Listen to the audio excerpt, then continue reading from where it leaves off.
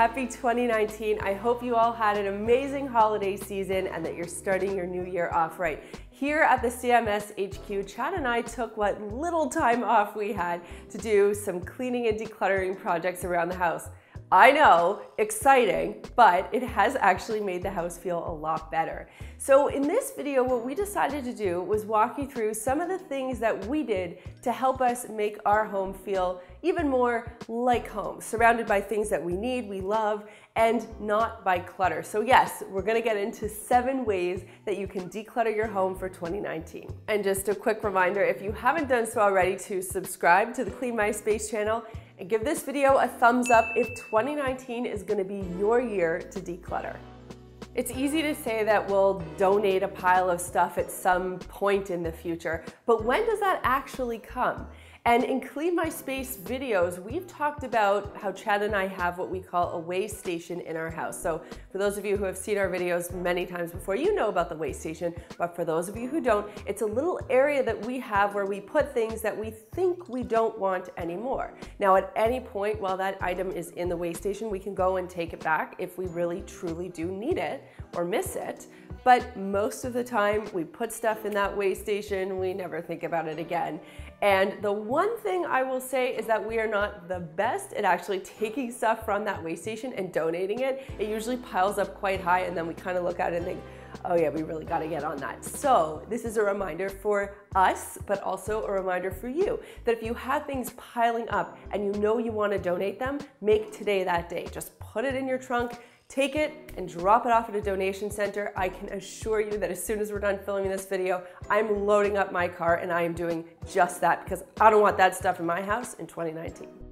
If you find that you struggle with clutter of products, be it personal care products or food products, you might want to take this time to actually look at expiration dates and get rid of anything that belonged in the history books. This is a really good thing to do for cosmetics, hair products, body products, as well as items in your kitchen, whether they are canned or packaged, unless it's a taco kit, in which case it stays. But that aside, anything that you know is expired or not usable, even sauces in the fridge, like you can just get rid of it at this point. The start of the new year means you can bring in stuff that's fresh and usable, and you can get rid of the things that are not. Being a new year, that means the clock has rolled over, one more year has passed, and one of my favorite decluttering things can now happen. And believe me, getting me to pick something I actually like doing when it comes to cleaning or decluttering, that is a big deal. But that thing is getting rid of paperwork, any paperwork that you needed to keep for a certain period of time because your government required you to do so. You can now package that stuff up and take it to the shredder. By the way, let me know in the comments down below if you guys like shredding paper. When I get the opportunity to go through my files and pull out things that I don't need anymore and shred it, oh my gosh, so satisfying. Also, seeing my filing cabinet slim down and those bulky folders start to thin out, such a good feeling. I actually love the opportunity to go through and say, don't need you anymore, don't need, it's like the Oprah thing. You get a car, you get, like I look at those documents, I don't need them anymore. It's very exciting. The end of the year brings with it a lot of new things, whether it's because you did some shopping during one of the annual holiday sales like Boxing Day or Black Friday or Cyber Monday or Green Tuesday or any of the other great sale events that are going on. Or the holidays themselves, they brought you a lot of new gifts and you have new things that you can spread out and use around your house. That means that there are probably things in your house that you don't need or that will be replaced by some of those new things. I'll give you an easy and simple example of something that happened for me: slippers and socks. I got both of those things for the holidays this year. So I went through my sock drawer, I pulled out all the socks with the stretched out tops and the holes, and I just got rid of them so that I could have fresh new socks that I actually want to use instead of picking through the old schmuttas. And the same thing goes for slippers. I had an old beat up pair of slippers. I got a new pair of slippers. Thank you, Andrew. My nephew pulled my name for Secret Santa. And I now have them and I don't have to worry about the other ones. So if there are things in your home that you don't need anymore, doubles, things that you have, you know, I like this one better than that one. It is now time to go through and reorganize your home, picking out the things that you don't need anymore and replacing them with the new things that you will use and that you love. Yep, the junk drawer. We're going to talk about it. Now, you probably know that I don't like calling the junk drawer a junk drawer. Instead, I like to call it a utility drawer, because if you call something a junk drawer, law of attraction states that it will attract junk, and I don't want junk in my junk drawer. So instead, I call it a utility drawer, and it attracts things that I actually use. However, we face this issue in our old home.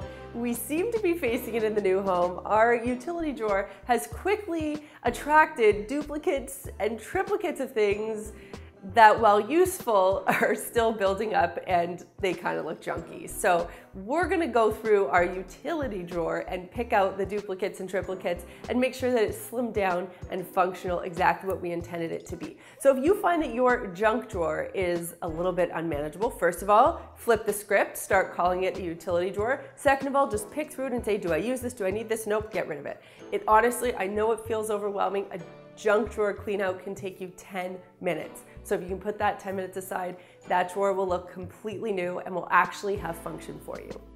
This is something that I haven't done, but I am challenging myself to do in 2019, because I know so many people who have done this and are really successful at it. My sister does it, some of my best friends do it, family members have done it, and even Lucas, who's standing right behind the camera, came into the house just this morning and said over the holidays he sold a bunch of things and netted over $500. Now, I've always been intimidated because I'm like, it's gonna take too much time, and then I gotta meet someone, and all these things were going on in my head.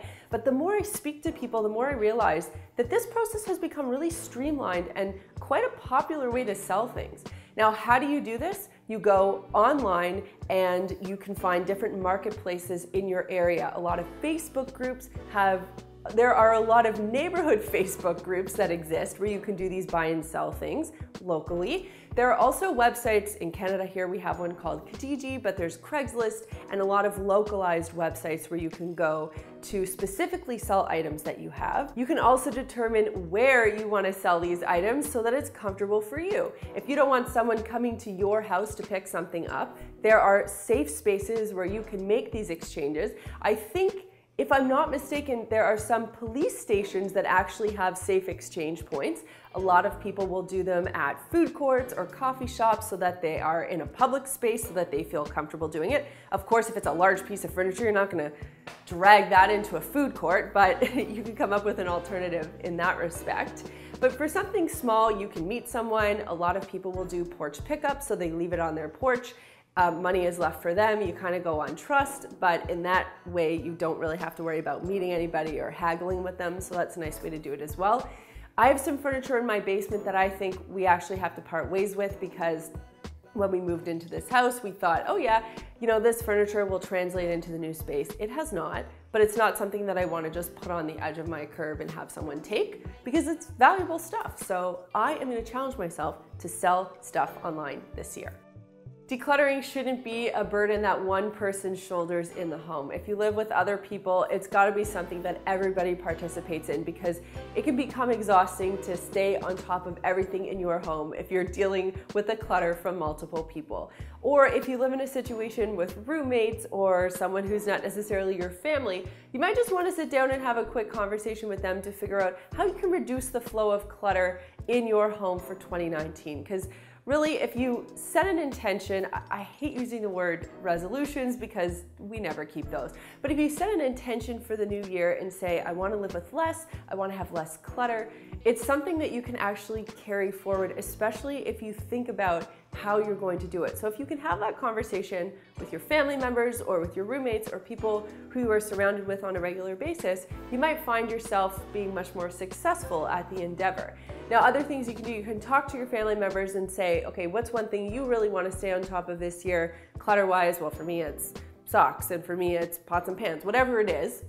You can have that conversation among your family and figure out, okay, a little personal thing that I'm going to try this year is to reduce my use or me bringing this into the home. And if everybody kind of sticks to that, you'll notice that little by little, you can actually start reducing the amount of stuff that comes into your home, and you can keep it a little bit more clean and a little bit more organized. Now, full disclosure, we have not trained Riley yet on how to declutter. We are still doing that for her.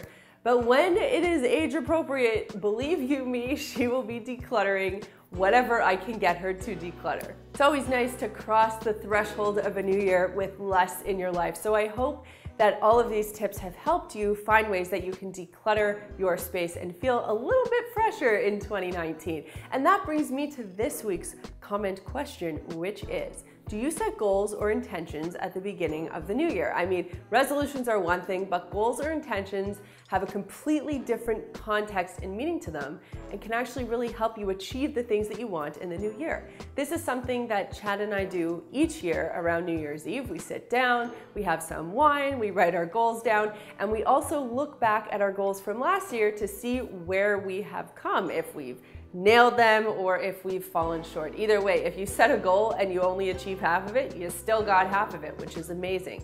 And that's why I love tracking them. So we've got a bunch of like boring financial stuff and whatever else, business, boring blah, blah, blah goals. But a couple of interesting ones that we came across. I want to take up gardening this year because we moved into this new home. We have a lot more land to be dealing with, so I don't want it to be full of weeds. I actually want it to look pretty. So I want to take up gardening, although I haven't really done a great job with the current house plants that I have, so wish me luck on that one. And Chad has shared with me that he wants to take up a new instrument, so we'll see how that goes. Anyway, I'd love to know in the comments down below, what are your goals or intentions for 2019? If you want to see what we're up to during the rest of the week, aside from decluttering things, you can find me on Instagram. I'm at Melissa Maker. Chad is at the Chad Reynolds, and the two of us are at Clean My Space.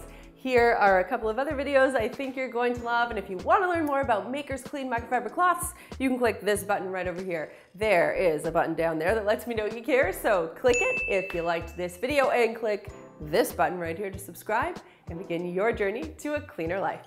Thanks so much for watching, and we'll see you next time.